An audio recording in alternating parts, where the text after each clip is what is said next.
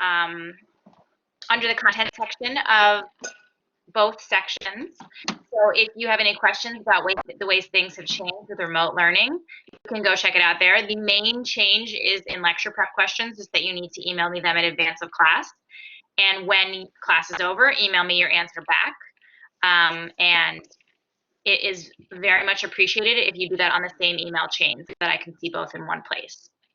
On-time attendance will be done as normal with emailed answers. The question for this week is, if you're just joining us, is to let me know about your most recent online shopping experience, whether it be, your most recent retail experience, whether it be online or in stores, but just in the time of COVID and the way that things are going. I'm personally very interested to hear about people's experiences.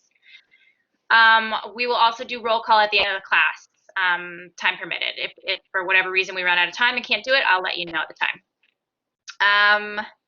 Lastly, midterm grades are up. If you guys don't see them or don't see any of my comments or have questions, please feel free to email me and we can connect. And just a reminder that each session is being recorded.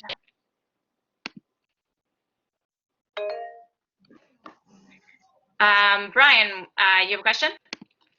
Yes, I'm sorry for the attendance question. It didn't state retail experience. Is that okay? Yeah, that's fine. Okay. It doesn't mean an in-store experience. It can be an online experience, but shopping experience. Okay, got it. Yeah. Thank you. Okay, no worries. Just one flash of our schedule, which I can't believe how quickly is dwindling down. But today we have Michelle Horowitz, who's on the line with us, Chief Marketing Officer, currently at Blink Fitness, but previously Diane von Furstenberg in a number of amazing locations, which we'll dive into. Next week we have Brigitte Bogart and some members of her team who are joining us from New York & Company. She's the Senior Vice President of Design. The following week we have Rebecca Gross and Laura Fowkes joining us from Michael Kors in a sales and design role over there. And to finalize our semester for our last lecture, we will have Fashion Services Network. They actually are usually my final guests of the semester, and they are a great sounding board to talk about career progression and how you build your path for yourself, how you make yourself really hireable and desirable. I think it will be a great last way to end the semester. One more flash of our attendance question, and then I will turn it over to Michelle. So as a way of intro, Michelle Horowitz is one of Brand Innovator's top 50 women in brand marketing. She's a visionary senior e-commerce marketing leader with expertise in go-to market strategies for female consumer audience ages 24 to 35.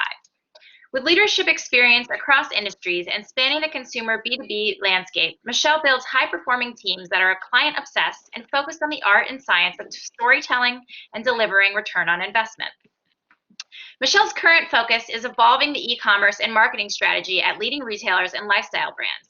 She was most recently the interim CMO for the world's largest maternity company, Destination Maternity. Previously, Michelle was the CMO of Loft, where she oversaw 3 brands, Loft Outlet, and built their 3rd brand, Lou & Grey, to 12 stores, an e-commerce site.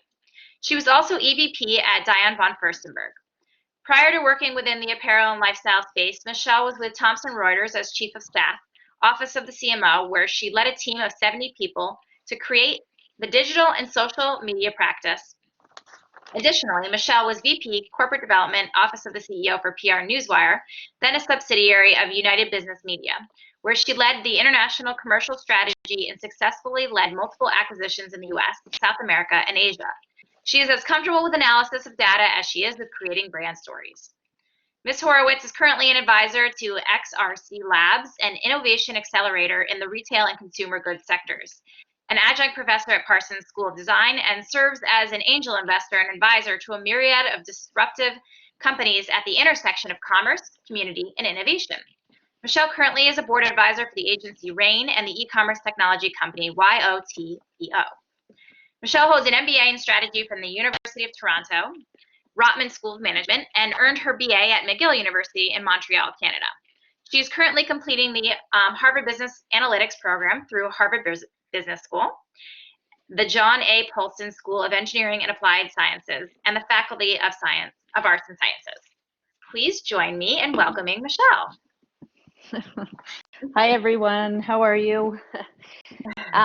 So unprecedented times, obviously, to be having this conversation, but I'm super excited.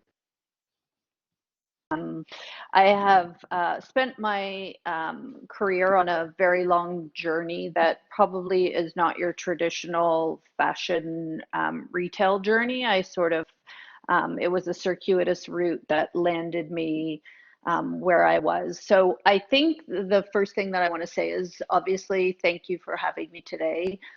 It's always an honor to talk to students, and certainly as they embark on their career and thinking about where they want to start and kind of what their future goals are. So I always think that having a conversation and keeping it dynamic between you and I is probably the best way to go. I'm happy to answer any questions. I can kick it off by starting to tell you a little bit about me and how I went from really, I started in the telecom industry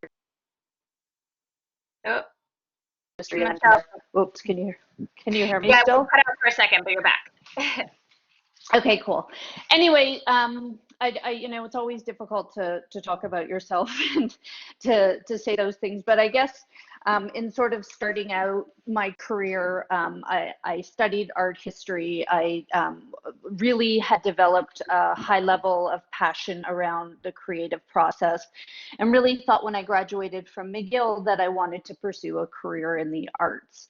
And I ended up working at the Canadian Embassy in Washington, D.C. for the cultural attaché. I started off as an intern, and then he quickly created a position for me where I spent sort of the first year of my, in quotations, career. And for me, that was game changing. It was an absolute adventure. He was an incredible person, very well known in Canada. He was actually a constitutional lawyer by training, but had pursued a career in the arts. So he was sort of like my dream situation in that he sort of was doing what I imagined one day that I would do. And then in came sort of the political situation, I guess.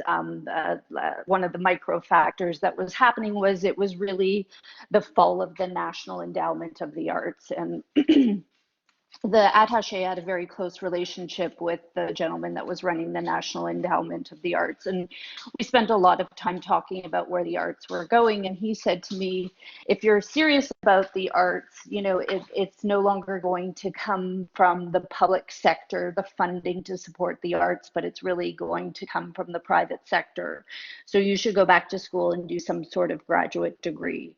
And that's what really led me to sort of make the decision between an MBA or a law degree. Those were the two that I was contemplating at the time.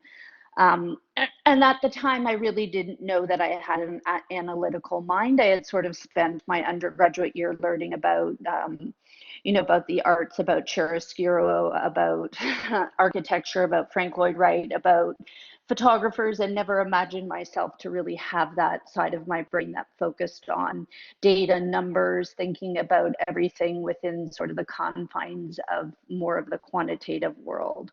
So I embarked on my MBA, and I decided to at the time, I still was going to pursue a career in the arts, and I decided that I wanted to do part of my MBA in Toronto and part of it in Paris at a French school where I could learn French, because in Canada, French is the second language, is a really important language of the arts. And I guess fast forward, I ended up staying in Paris for 2 years and working for an advertising company after I graduated from MBA school. And really, I can never say I became fluent in French, but had a true appreciation for the language and the culture, and really kind of loved my life living as a global citizen.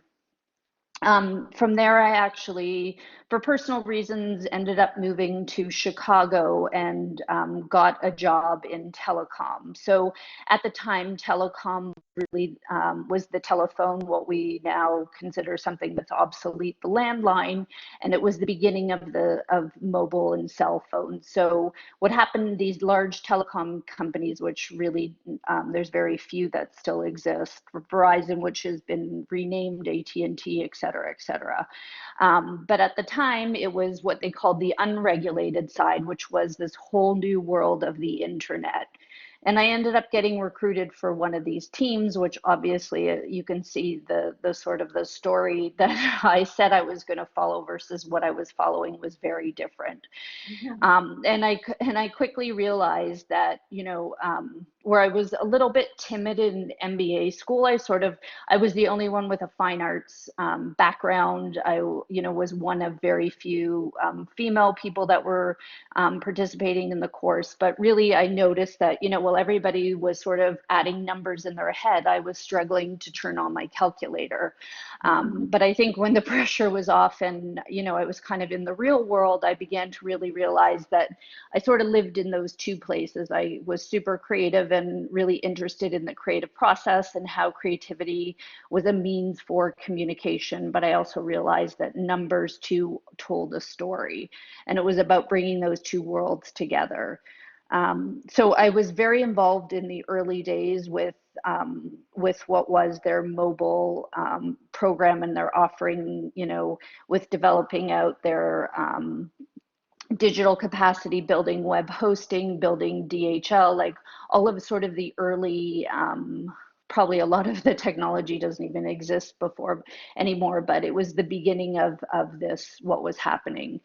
And then sort of life took me to the East Coast, to New York City, and I realized that this technology side of things was something that I was truly passionate about. And I sort of figured out, maybe it was in hindsight and through so many interviews when people were trying to figure out what somebody with an MBA and an art history degree doing, applying for a job with me. I really realized that the thread that sort of sewed everything together was that I realized that I was really good at understanding companies and businesses that were at the inflection point of change. And a lot of time, these industries were actually being disrupted by technology. So telecom, originally when I started my career in there, was actually being disrupted by itself. So as you can imagine, these businesses were built on landlines that every month somebody would pay their phone bill for their landline. Now, all of a sudden that was being upended and people were saying, okay, I'm going to pay for my mobile phone and the landline revenue is going to go away. That really disrupts a business model. So then in came media, and I was at PR Newswire, and the same thing was happening. Journalism was being disrupted by the internet with the sort of the rise of the blogger and the vlogger.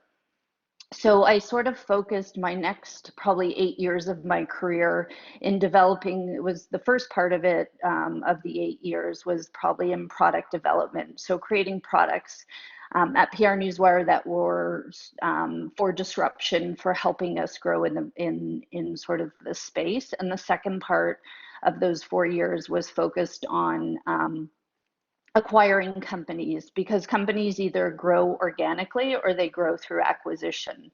So I quickly kind of learned, what are the components that you need to acquire a company. I worked very closely with the CEO and our head of finance to identify targets, and we quickly acquired 5 companies in an 18-month period. Wow. In South America, in Asia, and it was also, I can't really stress. So I guess if there were some threads in my career, the first one would be, this idea about being very passionate and being able to identify when technology was going to disrupt an industry. And I'm sure you've all seen how technology has disrupted the fashion and retail industry.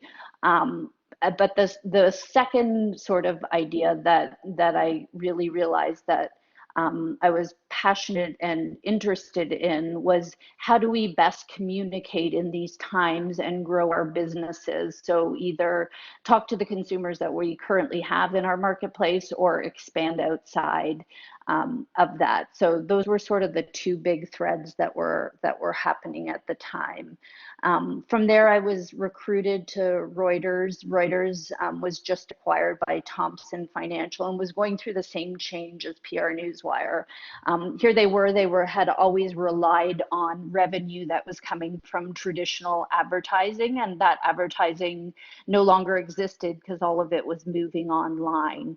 And the revenue that you garnered from advertising online is very different than the advertising you would garner from traditional media. So whether that was television, outdoor, etc.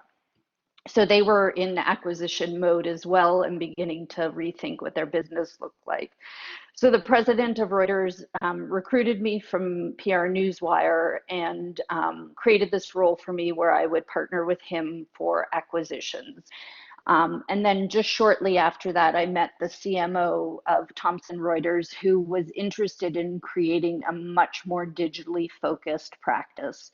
So how could she begin to think about communicating to all of her consumers through non-traditional or digital? And it wasn't really the beginning of social, but it was sort of the rise of Facebook in a very sort of slow, quiet way.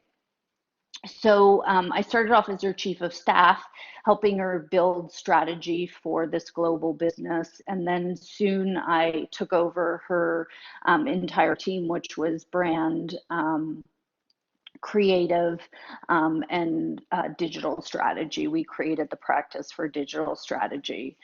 And then I know it doesn't make any sense yet, you guys, but eventually it does make sense. I got a random call from somebody on Diane von Furstenberg's board saying that she had heard about me, that she had heard that I have a very strong digital background, and her business was at the inflection point of change. Technology had begun to fundamentally change her entire supply chain, but now she was beginning to see that the same thing was happening on the communication side. So the traditional Vogue magazines, Mademoiselle magazines, Glamour magazines, that maybe wasn't the best way to communicate.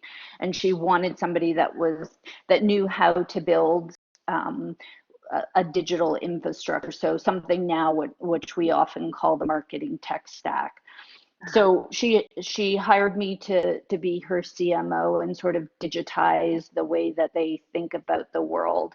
And that was really where I began to bring together sort of all the different worlds that I had learned.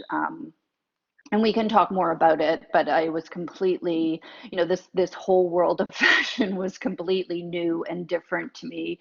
I had always worked for publicly traded companies, which work very differently than privately held or family-owned businesses. It's a very different tempo. It's a very different financial methodology about how business is done. Obviously, the P&L and the fundamentals are the same, but at the same way, the stakeholders are very different, right? It's no longer Wall Street. It's no longer Wall Street, but it's individuals that have a stake in the business. So much was new to me. Obviously, working for an icon was nothing that I would ever have imagined myself. Sometimes I sat across from her at her desk and thought, oh my God, when my grandchildren hear who I was sitting in front of. And sometimes it was really hard because it was so different than anything I had ever experienced. Again, very, very different from any of the financial meetings I had ever been in sort of my past life. So that really, started this trajectory into the world of fashion, technology, media, etc. And we really, changed the brand. It was the first time that she had ever done market research. We began to build out her CRM capabilities. We did the Google Glass fashion show, where it was the first time that sort of technology and fashion came together, where the models in the fashion show were wearing the glasses, and we created a movie about it afterwards. So the perspective sort of turned upside down, right? It used to be like through the eyes of the spectator, now it was through the eyes of the model.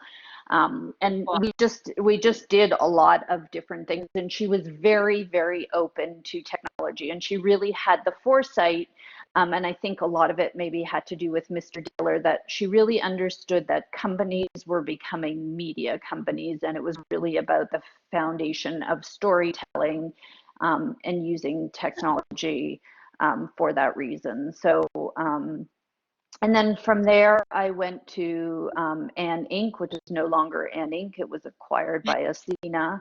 And I ran the Loft brand, and I was sort of responsible. At this point, I sort of knew in my mind that I was really, I had this capability to work the left side, the brand side, let's say, in the marketing world, and then the data side, which is, all of the customer relationship management things, building marketing tech stacks, being able to understand the world of e-commerce and all of that. And there I built a team from 13 people to 80, almost 90 people by the time I left. And Wow. we ran it like an agency. And they were some of the most incredibly talented people. They've, gone on to either create their own agencies or work in other organizations. But we really, we really pushed Loft to a place that it had never been. It really became part of the cultural conversation. We started to do a lot of bigger collaborations, what we had never done before. And we gave birth, my team was the team that created the Lou and Grey brand. So I'm not sure if any of you have been to that store. It's at 19th and 5th, but that was really something very new and very special. Nobody, the brand had never done anything quite like that before. It was specialty. They had shifted the mindset sort of from specialty retail to lifestyle retail. We did collaborations, we curated, we brought in things outside of apparel. So it was definitely an Really incredible. well-made stuff and really cozy stuff. Yes, exactly. Super Perfect for soft. right now. Super soft. Super soft. Yeah, Yeah, exactly. Exactly. So, and then I went on to do some work at Destination Maternity. I started to realize that the skill set that I really was starting to also finesse was this ability to come into businesses or brands and help them get to the next level, whether that meant from a team perspective, from a technology perspective, a brand perspective, and then obviously a business perspective, because a lot of the output that we did at DVF, as well as even larger, just because it was a bigger platform at Loft and Lou and Grey. So yeah, and then I went on to help Destination Maternity do same, and I guess it was through the Lou and Grey experience that, as just an individual sort of enjoying their life, I'm super passionate about the outdoors, about health and wellness. My parents were sort of hippies when I was growing up, and I've always been passionate about horses and running and being outside. And I just kind of saw what was happening in the wellness space and realized that I wanted to be part of it. I have a very strong price value background from my experience at Loft and Destination Maternity, and Bling Fitness is, the luxurious price value brand in the Equinox family that is currently about 105 gyms and with growth trajectory of 300 in the next 3 or 4 years. I guess it all depends what happens in the world post COVID, but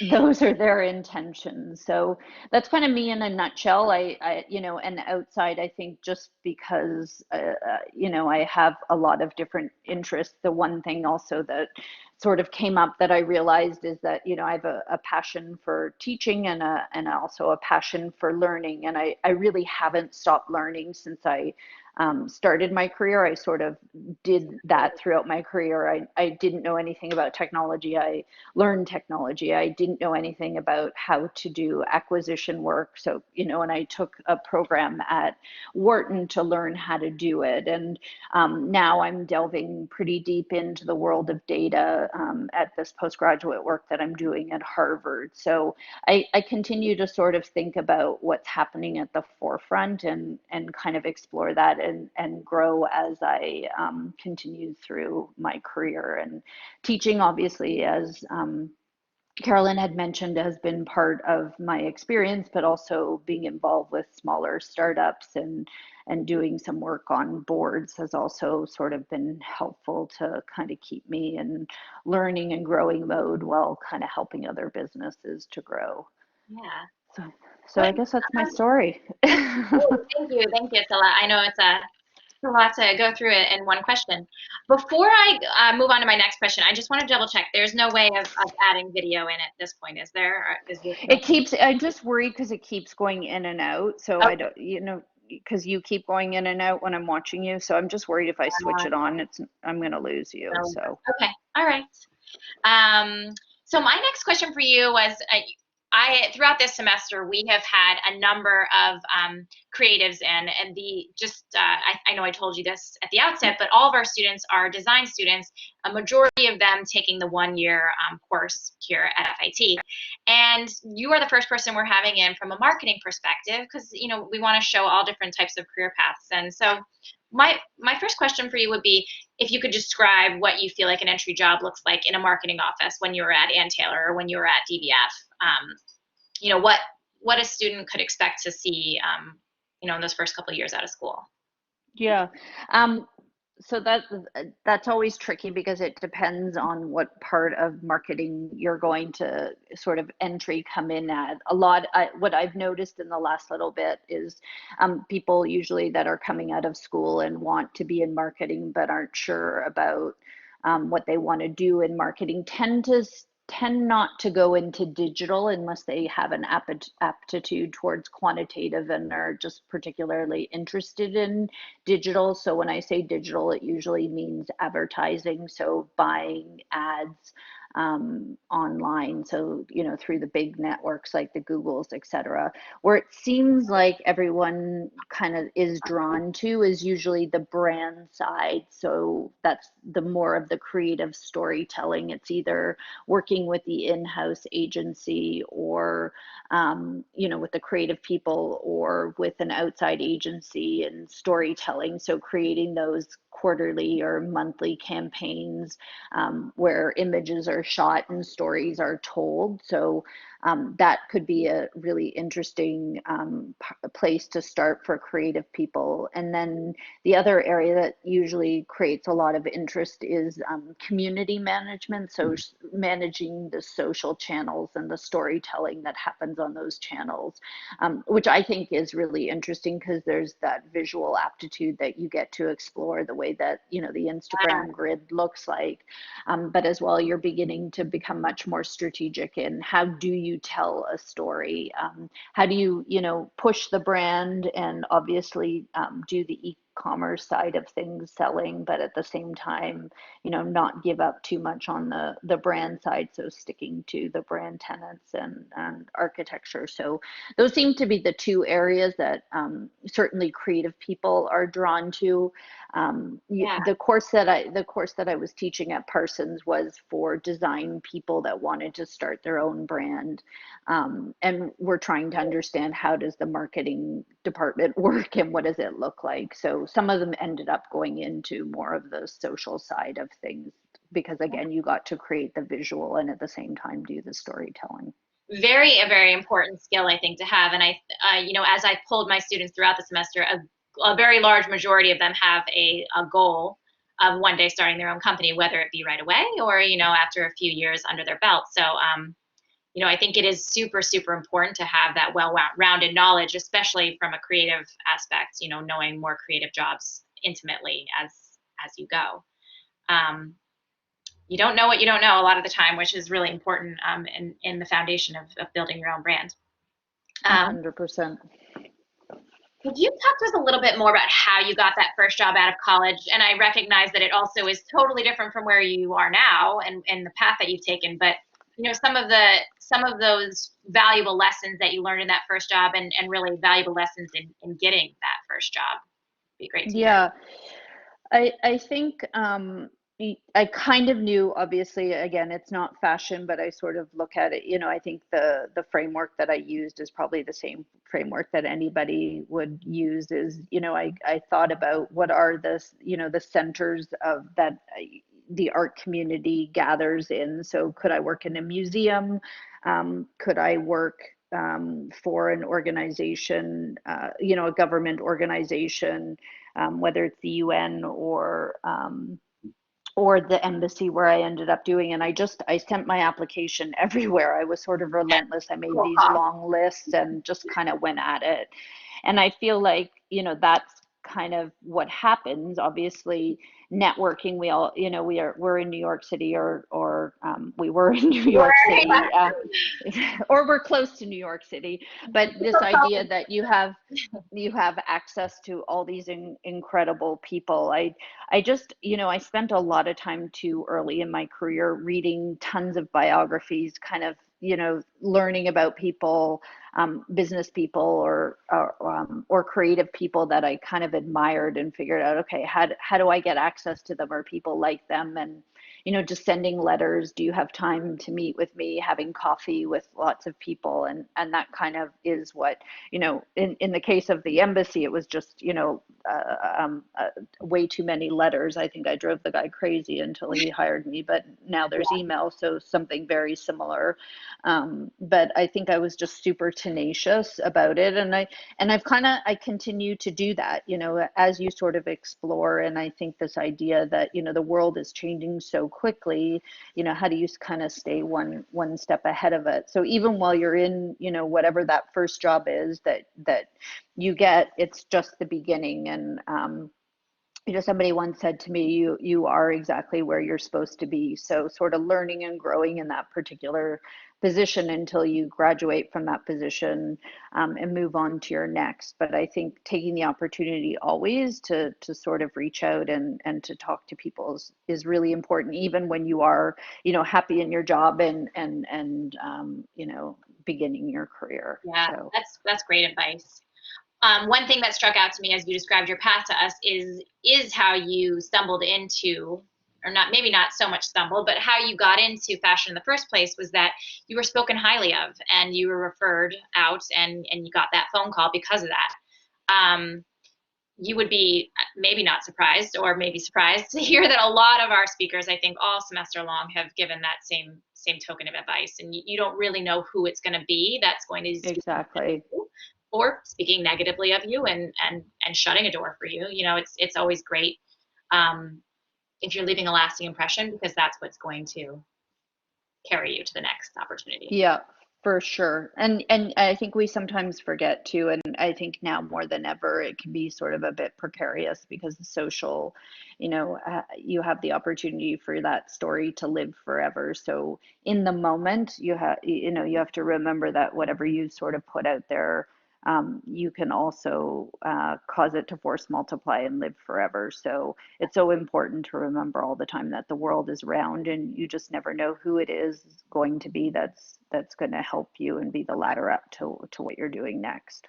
Yeah, that's great. So you did tell us obviously a little bit about how you made that leap over, how you got the call to kind of come over from straight media to fashion. But can you tell us a little bit about what that was like for you? How difficult that was, for you to make the jump?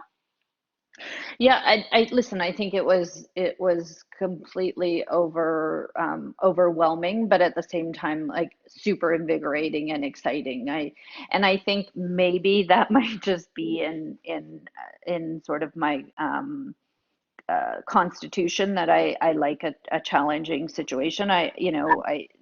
MBA school was particularly challenging for me in that same way. I had to be super confident, but at the same time recognize that I had to be humble. And I just, I was very lucky that the board member that brought me in was a staunch supporter of me throughout my time at DVF, and I had access to him on a regular basis. And, he helped me sort of navigate the world I had come from, and the world that I had arrived in. And, I think I'm forever grateful to Diane for giving me this opportunity. I don't think that anybody else at that time would ever have given me the opportunity. And from after being in it for a year, I really recognized what a leap of faith she had taken. She had incredible foresight to realize that sort of my background of the technology, but at the same time, the creative was going to be extremely helpful for where she wanted to go with the brand. So yeah. So I don't know if that answers the question. Yeah, I've personally, I've made a leap like that where I thought, oh, I know how to do this for women's wear. If I make the leap over to children's wear, it should be seamless, same information. But it is crazy sometimes, just because it's the same job description, if it's a different product, it becomes a completely different set of things that you need to learn and teach yourself along the way. And I think it's always good to go into those situations with your eyes wide open on how difficult that transition may be. Takes Yeah.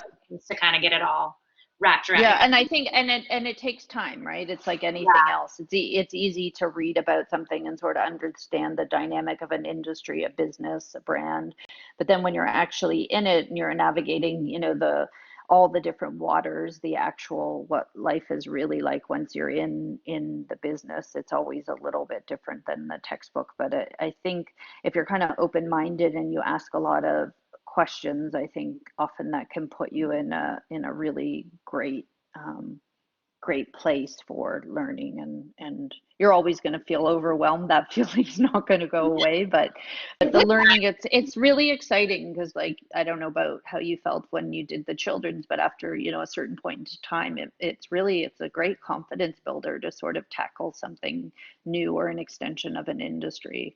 So. Yeah, and be able to use both parts of it to, Yep.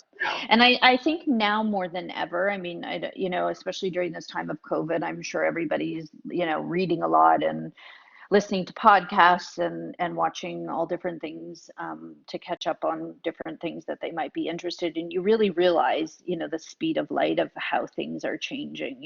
I listened to a whole podcast about robotics, and I just thought, oh my gosh, am I going to have a job in a year?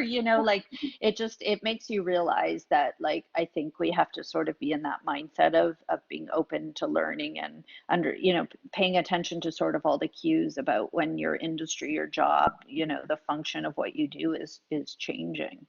Yeah, definitely. And I mean, I think it's going to be very interesting to see what changes come out of COVID that are going to last forever. I mean, especially for you now in a fitness space, I'm very interested to see what's going to happen in the fitness world after. Yes. I think health and wellness will just be interesting in general too. Like, are people going to start to take better care of themselves? Because you begin to realize what an impact it can have on a healthy body versus not necessarily, and all that stuff. So yeah, that's very true. So can you tell us a little bit about what marketing looks like for a fashion line, kind of how, how you start out a season, or, when you kind of jump into the game as far as when a line's been designed and where you step in and kind of add your. Yeah, for sure.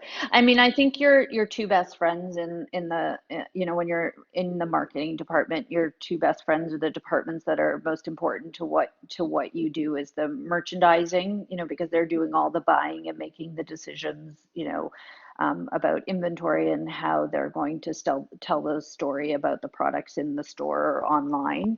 And then the design team, and what's their inspiration, what are they trying to do, what are the key pieces for this season. And we worked hand in glove with both of those groups. Obviously a lot of the inspiration and the storytelling came from the design team, what inspired them, and understanding that better helped us do a better job with telling the story about the campaign. And merchandising was our partner, because merchandising would tell us, of all the 75,000 SKUs that we have to sell, these are the top 5 that we kind of banked on for being the focus. So, that again, you can sort of see from my education, that left side, right side, the brand storytelling with the data and the information really together combined, how we're going to do the decision making. And Yeah. Often the teams kind of aligned around it. You know, the creatives worked very closely with, you know, when I say creatives, I mean the creatives on the marketing team. So those were the ones that were responsible, either the copywriters or the editorial directors, and then the visual people that created all of the assets worked very closely with the design team, while simultaneously kind of working with the merchandising to make sure that when they styled something out in the world of design, at the same time it would still be focusing on the key pieces. So I respect that so much, because in my days at Ralph Lauren, I cannot tell you how many times we would get a marketing back and be like, oh, well, we bought 12 of these for the nation. So. Yeah. Oh, I remember lots of those conversations when an entire campaign was around those 12 pieces. I do remember that. And how quickly they would sell out, at least. Yeah, yeah, yeah. And so, sorry, the second team you were going to say outside of merchandising would be? The design team. So when I say design, I just mean from the people that are in your class. So those are the people that are actually, you know, choosing the fabrics, the color, the design for the business. Those were, you know, the creative director. So not the marketing creative director, the design creative director. So could you tell us a little bit about what a typical week would have looked like for you in the fashion world? Marketing. Yeah, I think it depended on the time of the year. I know typical is always in quotes when it comes. Yeah, to for sure.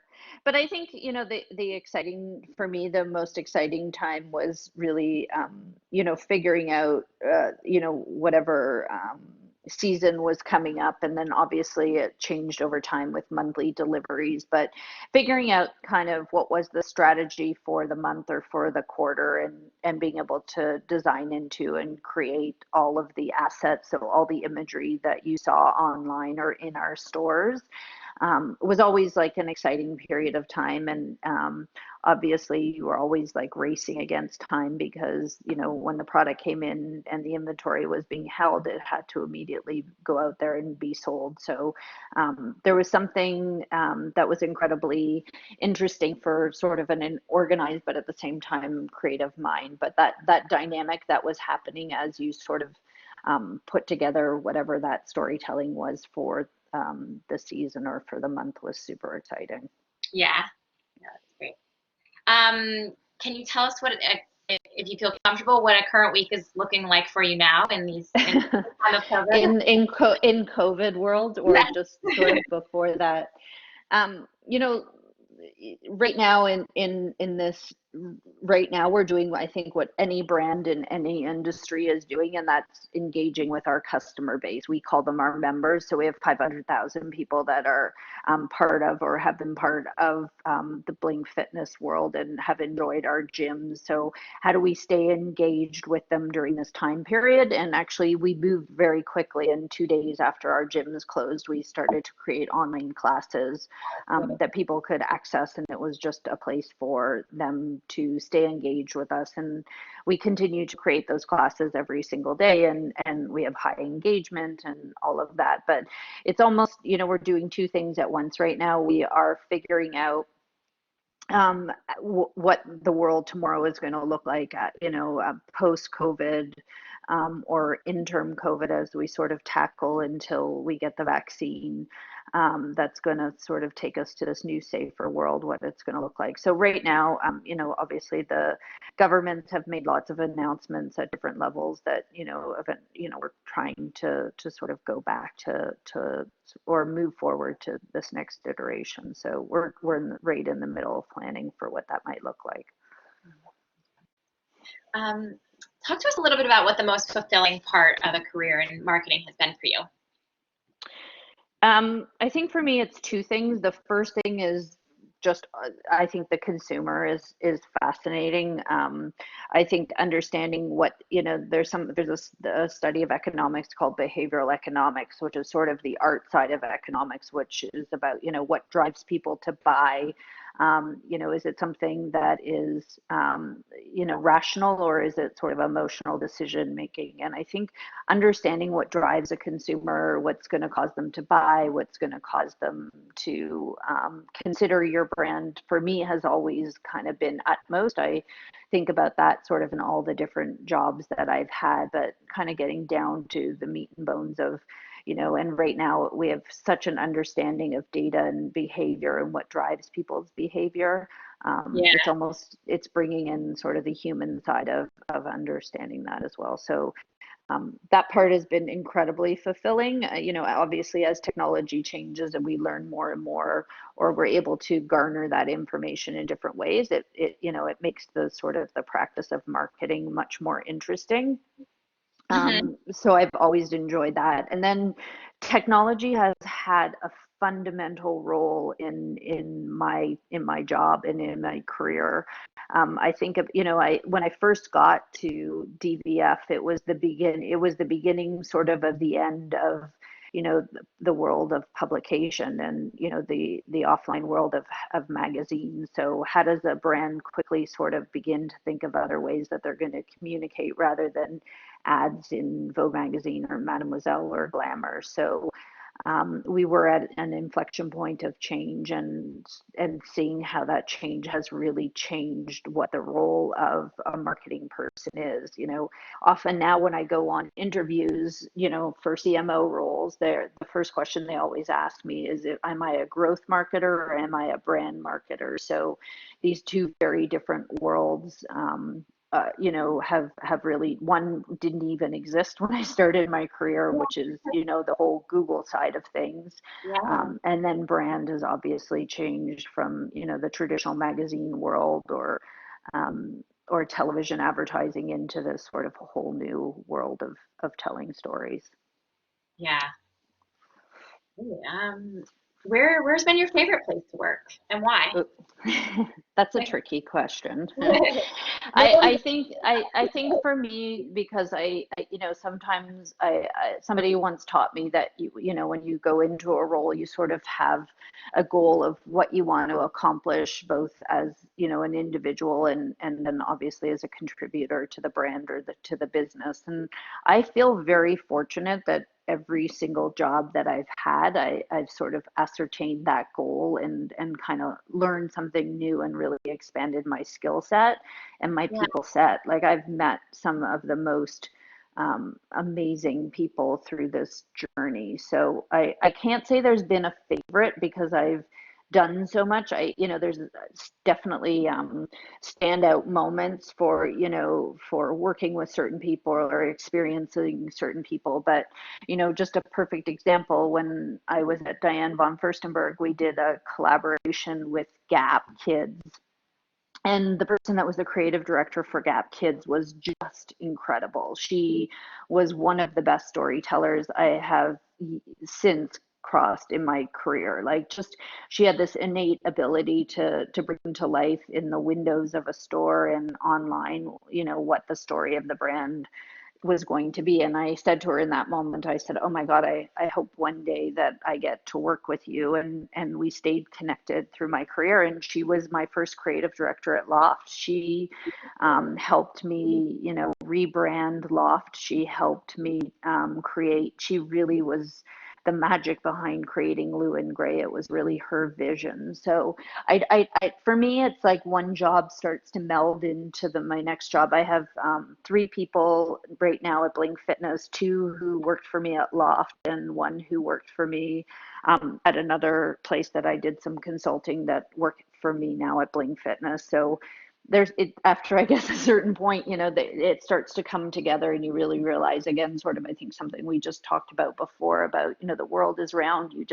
You never know who's going to create the magic for your career, but you never know who's going to be the magic on your team, or, you're going to sort of, I always say that, I keep people in my backpack and bring them wherever I go. So it's great to have your teammates that, move with you. It's awesome. Yep. I guess a flip on that, I don't know if there's a place that you've worked that has been particular, you feel like was a particularly challenging environment. I think all places are, I think all places have challenges for different reasons. I think obviously, understanding the tempo of fashion and how it works was overwhelming when I first started, my Yeah. career at DVF, and even, moving to Loft, which was publicly traded, which was on a completely different cadence. Diane von Furstenberg at the time was 10 stores, and when I moved to Loft, it was 545 or something like that. So, it's game changing, and it's, overwhelming, but at the same time, it's sort of exciting. So, you have your good days and bad days when, you uncover and learn something new, but it's not always an easy process, right? Yeah. Yeah. Okay. Yep. Do you feel like there was ever a time in your career where you failed at something really badly, and what did you do? How did you Yeah, learn from that? I don't know if I don't know if failed or success is the right thing, but I think, one of the things about learning, is often failing, and something not being successful. The other week I had something the team misunderstood and sent out an email that they shouldn't have to our franchisees and to our franchisee members that never should have gone out. And that was probably a big fail, but at the same time, it was a tremendous learning opportunity for both me and my team. As a result, we put in a new operating rhythm.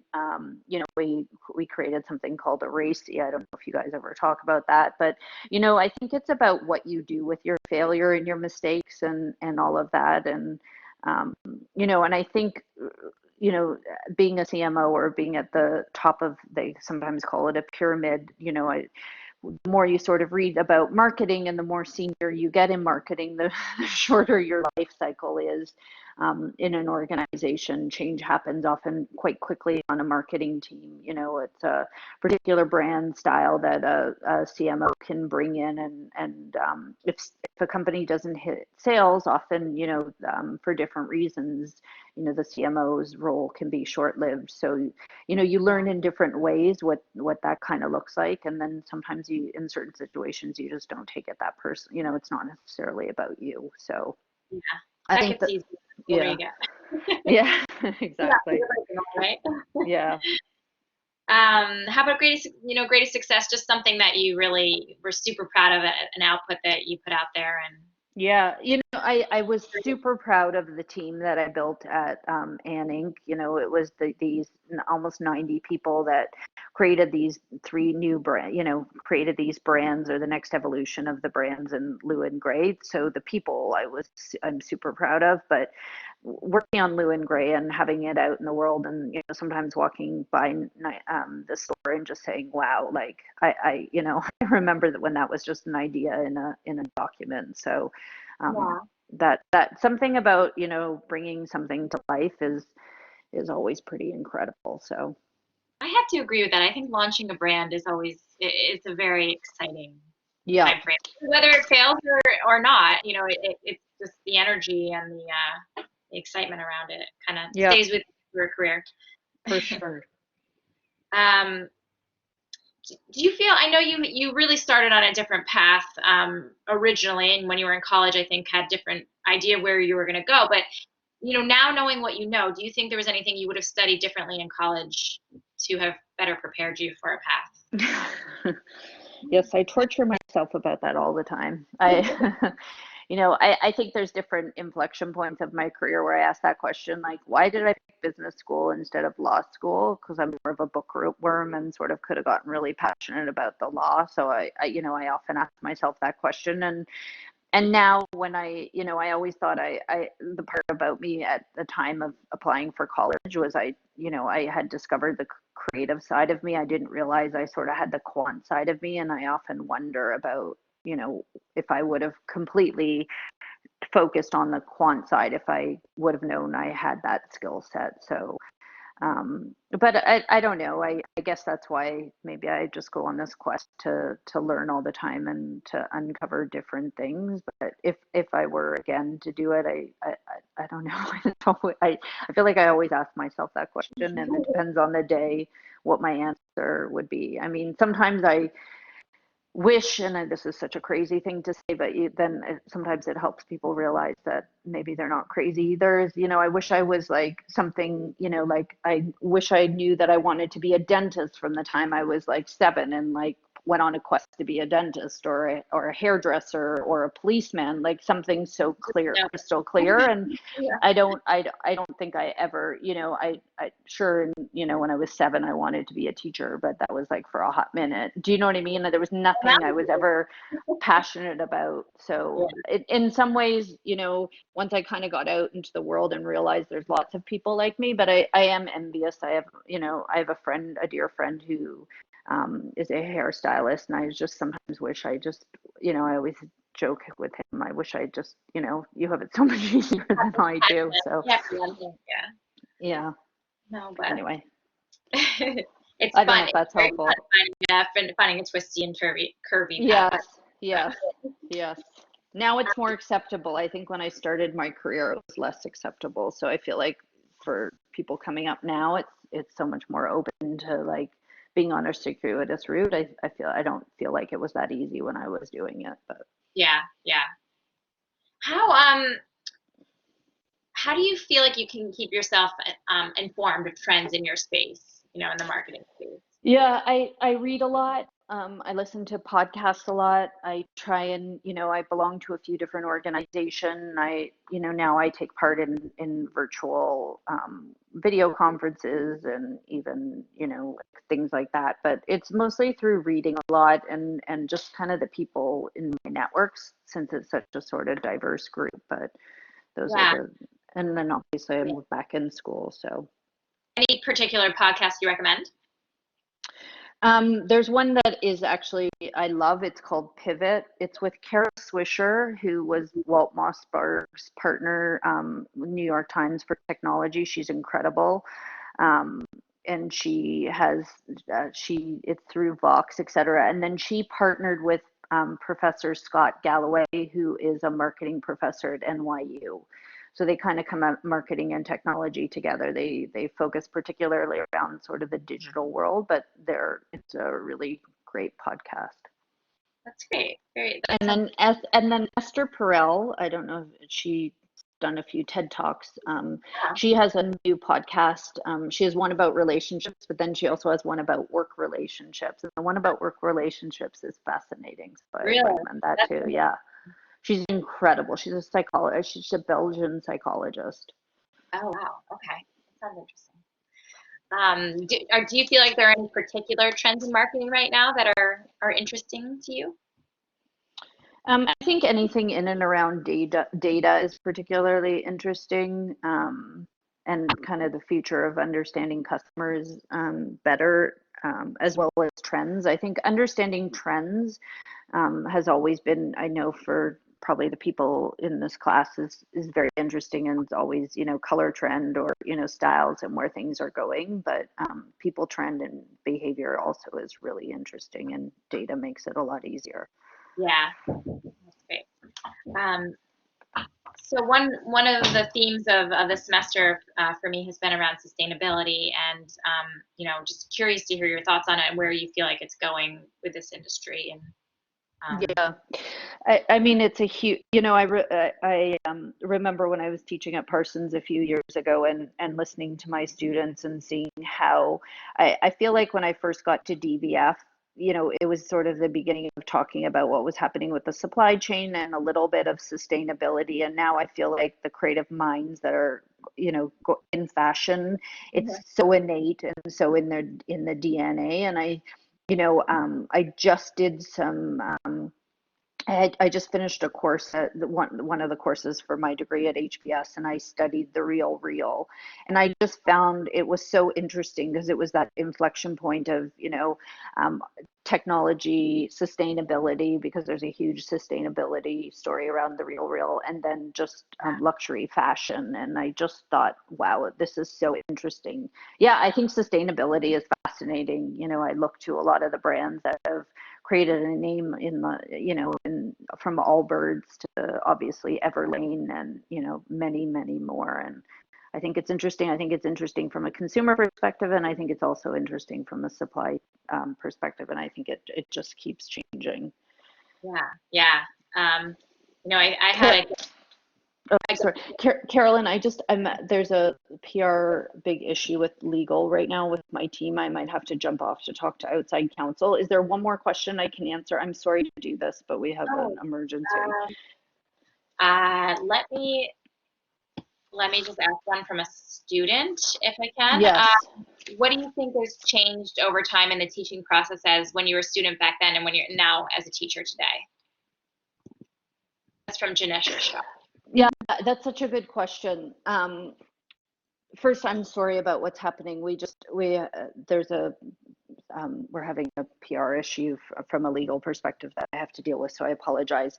I think the thing that I find is so different is how it's so easy to have access to information now versus sort of when I was in the learning process. I feel like preparing for an interview, preparing for a strategy that you have to work on, understanding what happened sort of, 100 years ago, 20 years ago, like that information is accessible, which kind of never existed before. The amount of data that you can have about a person before you go into an interview or before you have a meeting with a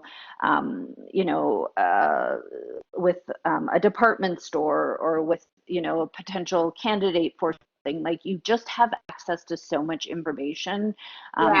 It's really taking advantage of that and not being, I think often something that can happen is we can get so overwhelmed by information, but it's how do we cull that information and then use it to our advantage. And I think one, to tell our stories, to find a job coming out of school, or two, to just be better at our job. I think it's kind of incredible how you can always sort of find out, Google it or whatever it is. Feels so different to me. Yeah, yeah. Okay. Do you have one? I have 2 more minutes. I'll ask one more from another foreign student abroad. How do you feel like you create a compelling brand story? How do you get started on that? That question is from Rong Zhen Chen. Yeah, that's a great question. I think, part of that is understanding, the heritage of that particular brand, if there is a brand heritage. And again, part of that is understanding what your competitors are doing and what they're focused on, and where the white space is for telling that story. So it's not only in the creation of that story, it's about understanding where to tell that story. So a story that you tell on Instagram or Facebook an Instagram story is very different than a TikTok story, that's different than a Facebook story. So I think first it's about putting together what the bigger strategic story is, and then thinking about how you execute that story within the channel. So I think storytelling has never been, or brand storytelling has never been more exciting, but it's never been more difficult. So I think it kind of goes back to what we just talked about in the question before. It's like, how do you collect all that information, like understanding your brand heritage, what the focus is from a merchandising perspective, what the focus is from a design perspective, what are your competitors doing, what's your consumer base thinking about, and then kind of mapping all of that out and getting kind of an overarching story. And then how do you take that story apart and tell it in all the different channels, is the process, I guess, you go through to do it. Yeah. Well, I feel badly because I didn't give a chance to the students to turn on them. And I feel badly too. Carolyn, what we can do is, I'm happy to, first of all, I'm happy to talk one-on-one with anybody that wants to have a conversation with me. I know that helping people on this journey is probably the greatest gift that anybody can give somebody, because it's not easy. So I'm happy for you to share my phone number, my email. I'm happy to jump back on and you know, at the end of another class to continue the conversation. I want to apologize. This sort of started happening before I got on the call. Very strange times. I understand completely. Yeah. But I appreciate that's a very generous offer of you. So you know, if it's okay with you, I'll have the students who still have questions maybe shoot you an email, and then I would love that. Thank you. Yes. Okay. Right. It was nice to be here, and I apologize for the quick ending, but thank you all. Yes. And I wish you all the best of luck. Wish you luck as well. But good luck with everything. Thanks. Bye. Students, let's take some time now to open up the conversation. If anyone has a question that you want to feel like you want to throw out to the group, we can talk about it from here. That maybe even if it was intended for Michelle, you know, maybe just discuss it. And beyond that, we can also make sure to. I'll give you her email address so you can email her. Any hands? B. I have a question, not about the thing today, but like about the final. What will it be about, or if it's not online already? I haven't checked, but It's not online already. you know, like It'll be up 5 days before the due date, and I believe the due date is the 18th of May, so it'll be up on May 13th. It will be a similar format to the current issues, although it will be based on your experience from class. So your answers can all be written basically from your notes in class and your experience in class. so is it like we like choose 3 speakers that we liked, and then, or like is it like comparing, you know, like It's differences and similarities? It's not going to be like right or wrong answers. It's going to be very subjective based on your experience in class. So hence why attendance obviously is very important for your class grade here. Right. It's Right. going to be based on your experience here. And if you've missed a class, it's important to go back and watch the videos as well. At this point, I have them all posted on YouTube. I think I emailed that out.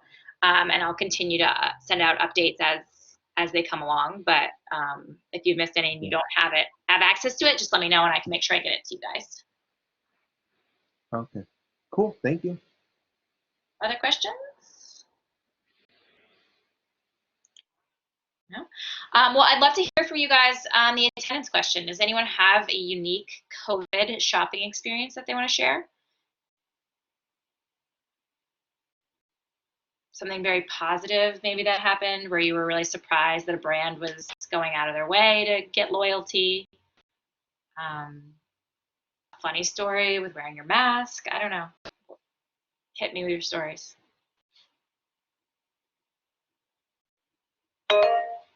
B.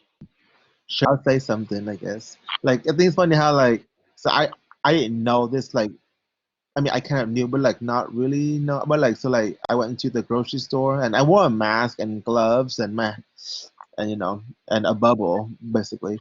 And I I stood a little like I stood like I tried to like stay away from like other people, and then I accidentally like next to a person like maybe 2 or 3 feet away, and then the guy from the store was like, "Stay apart." I was like, "Oh my god!" Like, okay, you know, like sure, you know, like damn, dude. Anyways, yeah. So that, but like I'm surprised though. Like I still buy clothes online, even though I have nowhere to go really. Yeah. And the clothes still Right. arrive on time. You know, like it's not like too late. Yeah. But I'm like, you know, yeah. So it's pretty cool that they still trying to do like fast shipping and you know all of that stuff to keep their customers. You know. So. Yeah. Great. Request for students, could you put your cameras on when you're talking? Just, I feel like, unfortunately, since we didn't have Michelle, it's been a little bit of a dull situation. So anything to break up the monotony. Okay, Brian, question. Not a question, but just to piggyback on what like our experience are like during this time. To piggyback on B's experience, like at a shopping mart, like a food mart. There's definitely precautions now. You cannot enter without gloves and masks, like the basics. But what was interesting writing this attendance question is pretty much the future and how these companies take this seriously going forward. And I think that's going to be a great opportunity for companies to come up with new methods for a cleaner, like more like common sense kind of shopping experience in a healthy way. Yeah. And what would that look like with the shopping experience with like, I don't know, like maybe rewards and getting free masks, free gloves, free hand sanitizers, coupons and stuff like that. So it'll be interesting to, it's a transitioning experience and I'm just curious to see how it's going to end up in the long Yeah. term. Definitely. I feel like, it's number one, who knows how long all of this is going to take. And until I think there's a vaccine out there that's widespread, which is probably 18 months away, or who knows, how are people going to feel comfortable again, just walking into a store and being normal like we were before? And, I don't know, how long is this going to linger, and how long will this generation kind of be haunted by the idea of how much you need to wash your hands and keep your distance? And it's gonna have repercussions that I don't even think we can begin to guess, but it is gonna be interesting to see what's gonna happen. I just hope that we learn from like what's going on and actually do something about it. I know like, for companies and there's like some procedures that needs to be met during the month, like quarterly, like to make sure the store is safe. I just hope that this is something that they can take into account and make like an actual like, regulation. Yeah, So absolutely. that's just my thought. Yeah. I Thank you. like that. Thanks. Other comments? B. Yeah, so like on like more to Brian, what he was saying, like oh, you saying like like when will people feel comfortable to go back to shopping like in person? Okay, maybe because we're in New York and stuff, so like it's more there's more cases, But I have like friends in Oregon, like for example, people don't care. Like they want it to be back now actually, and they don't because there's so many like few cases around there. They don't care. They want to go shopping now, basically. Yeah, so like I don't, which is crazy. Like, and the thing is like it's more than just like a few people who told me this. So I was like, wait, what? Like, how can you guys not take this like seriously? But I think because it didn't hit them as hard, so I feel like so. What I'm trying to say is like maybe in the bigger places, it, people might not be like might not shop immediately, but a lot around at least the country, I feel like people would go immediately There's pent up without demand. like things Sure. happen. Yeah. You know what I mean? Like people like yeah, it's like nothing like happened. You know what I mean? I don't know. So Yeah. yeah, That's it's crazy. Like yeah. Mm. crazy, maybe a little scary. Brian, did you have something to add? Yeah. Speaking of that, I think it's also, I mean, I'm just curious what's going to happen. Like, I know there's a lot of rumors, like what's going to happen with classes next semester and when things are going to come back to normal. And, Harvard projected 2021, 22. Um, but my thing is, okay, so we can essentially go remotely online. Um, I mean, I don't know. I just hope the school learns from this as well and takes action because I feel, not for nothing, but I feel like there was a lot of, they were not prepared at all for this, and no one should be, like, for certain circumstances, but there should always be a plan in, um, for these circumstances. And I Yeah. feel like us as a purchasing, not customer, but like, we're paying tuition and the Yeah. experience, and we have out of state students and who are paying, that tuition, and it's just unfortunate. And I really hope that they are making changes, especially now that summer classes are upcoming and we have to plan ahead. And what will that look like? Are they going to cancel? Are they going to hit us with the last minute mix up? And as a customer experience, I guess that's just something also I think that would add on to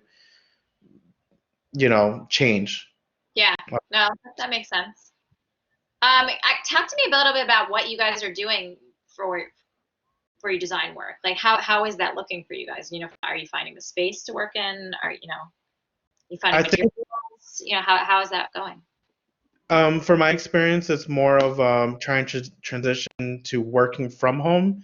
When a lot for me, for instance, like I get inspired and can work at school with freedom and have the ability to have machines to my, to use and space. But working at home, it's, you have a lot to deal with. Not only are you by yourself, I mean, with family members, but you have to deal with time management and self-discipline. So that's just my thing. Luckily, I have a lot of leftover fabrics from previous semesters and whatnot, and so I'm using, the best of that. Yeah. But it's been okay. It's just more like self-discipline. Yeah. Nee, did you have something you wanted to say? Yeah, I just wanted to add up on what B was saying, that some places people are not, they don't seem care at all. I just Yeah. want to say that since I am from China, I'm Chinese, so I'm experiencing the total difference how people act on the coronavirus. You are back in China, you're home? No, I'm in Boston right now. Oh, okay.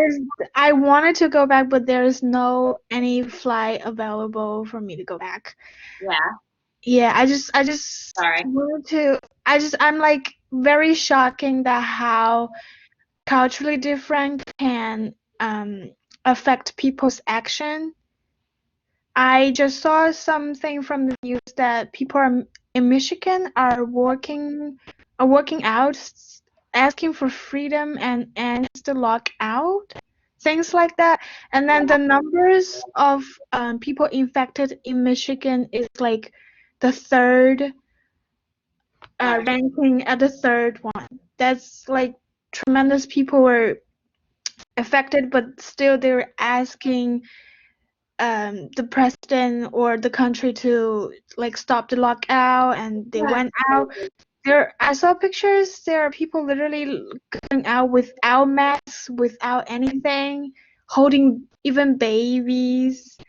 Oh my God. So I was just like very shocked at how Brave people can be. the cultural whatever differences can cause so much different reactions on people. Like Yeah. I know that when the situation in China was bad, my entire family was in China, so they told me that literally no one was allowed to go out. There Wow. is How would they enforce it? like there is no car, there's no transportation.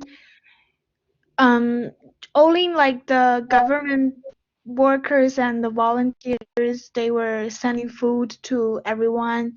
They were working, but Wow. yeah, no one even there to ask for freedom at that time. Yeah. It's like Crazy. It is crazy. so different. It's too different for me, and I'm almost shocked by that. Yeah. I know it's unfortunate because the less people comply, the longer it's all going to take for us to get back opened up again. So Yes. And I really, really, really want to go back to school and have all access to maybe like the writing center. That's really everything. what I need now. Yeah. Hopefully soon. But Michelle. still, I'm happy to see everyone every week in class, to see everyone's healthy and safe. Yeah, me too. Michelle, what? Can you hear me? Yeah. Oh, okay. I was just wondering, I had a question, like, how do you think for like graduating students now, the like getting a job, like how easy or like how difficult it will be in terms of that? I guess I'm saying, and like what are the steps to take? It's a hard question, and my husband works in real estate, so not at all related to the retail industry, and he told me that their analysts, which they'd given jobs to months ago, now they've told them their offers are pushed out from July to January. So, and obviously there's repercussions happening everywhere, and it's just the nature of it. I'm actually interested to hear from you guys if anyone has a summer internship, if they've heard anything from that, if it's happening, if it's going forward and moving forward. I think the truth of the matter is that this is going to be a really a terrible quarter for every retailer that there is out there.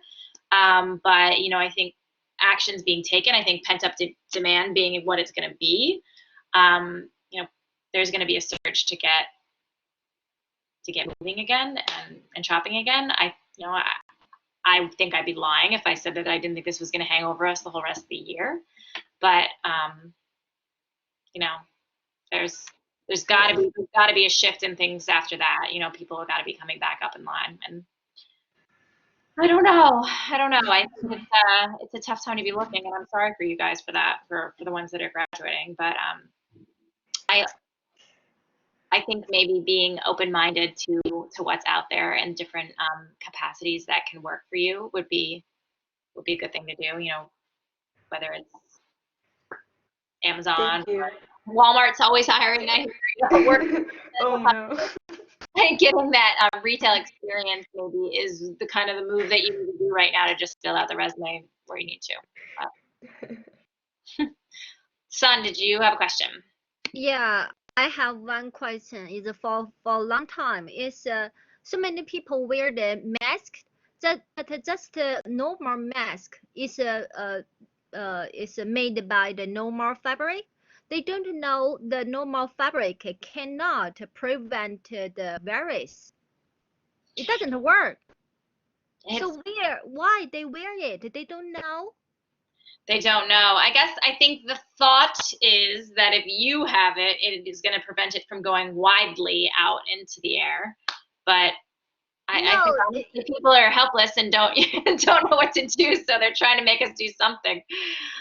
But it's very interesting, and our school is have a team to make that fabric mask to donate the subway workers and some peoples, and it doesn't work. But they made a lot the normal fabric mask to donate. Yeah.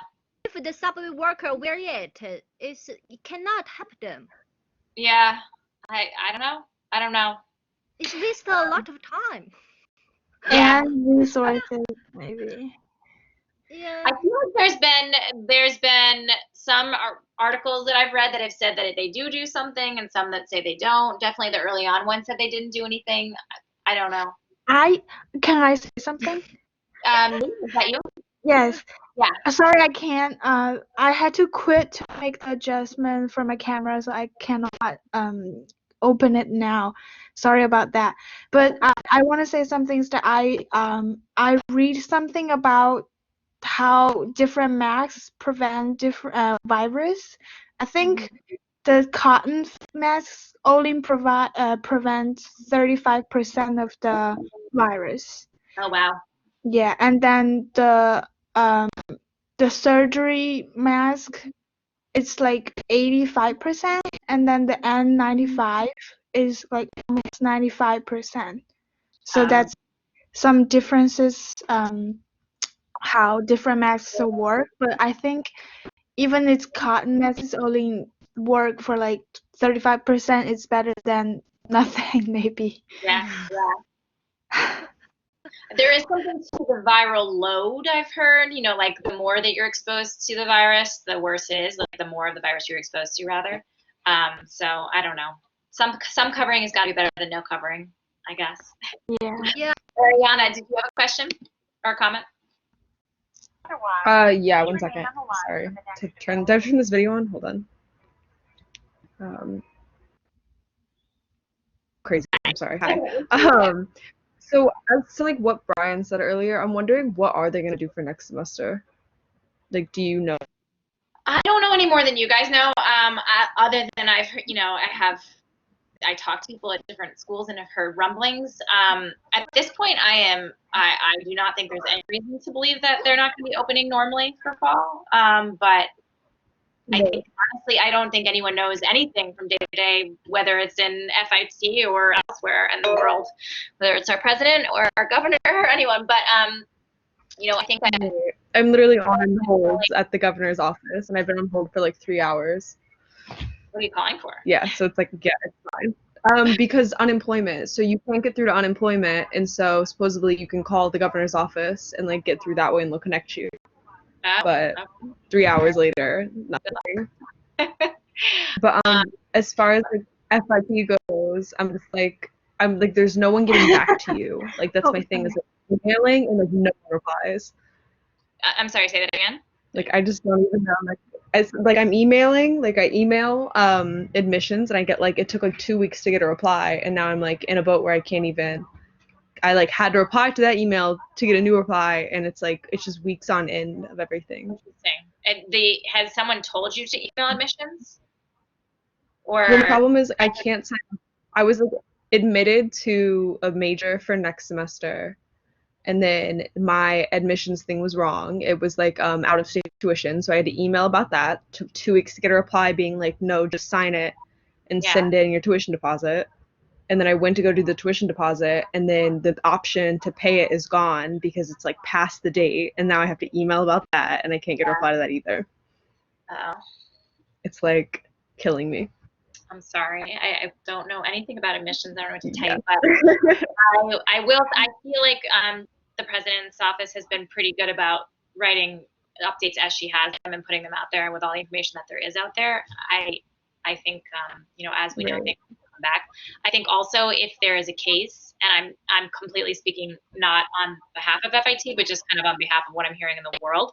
I think if there's a case where the semester doesn't happen at all, any deposits or anything like that would be refunded, as opposed to this semester where things are kind of like everything's ad hoc. But I don't know more than you do. I'm sorry. I just wanted to begrona it a little bit, I guess. But I just needed to. Yeah, exactly. Yeah. All right. Cool. Madeline Miller. My friend's mom is a professor at School of Visual Arts, and they were talking about not starting the semester until October. For the fall. Oh, really? My sister's, she's going to be a freshman in college this upcoming year, and she's heard the same things from some of the schools that she's been admitted to. Yeah. So that's also a very possible thing. I know, and then they're talking about another wave in the fall, so I don't know. I know. It's I don't know when. We're trying to be alive, guys. It's like, when can they even like make that decision? Like, yeah, I know. I don't know. Crazy world we live in now. It is a crazy world, but taking it. We're lucky at least it's happening now where we have this type of technology and things like that, and online shopping and all the things that didn't really exist 15, 20 years ago, which would have made this all crazy, really crazy. So I guess we can take our blessings in that. So I guess what I want to say for anyone who didn't get a chance to ask a question to Michelle, if you feel like you can answer it from what she has already said today, feel free to email me back your answer, and you won't be docked for not getting to ask it live. If you feel like your questions are completely unanswered and or you would still just like to have an open dialogue with her, let me know. Shoot me a note. I will flip you back her email, and you'll have an extension on getting me the lecture prep questions back until you hear from her. Hopefully within a week, but obviously if she doesn't get back to you quickly, I understand. You guys can just keep me informed of what's happening there. Anyone have questions on that? Yes, Sun. Yeah, I have a question. Can you, yes, I didn't use the handwriting to answer the questions. It's okay? Yes, it doesn't need to be handwritten. It just needs to be emailed to me after class is over. Yeah. Okay. Yeah. That's good. Cool. Any other questions? No? All right. Then let's just change gears quickly to roll call. One moment. If you could just take this moment to flip on your camera if it's not on, so that we don't have a pause in between each person, that would be great. Okay.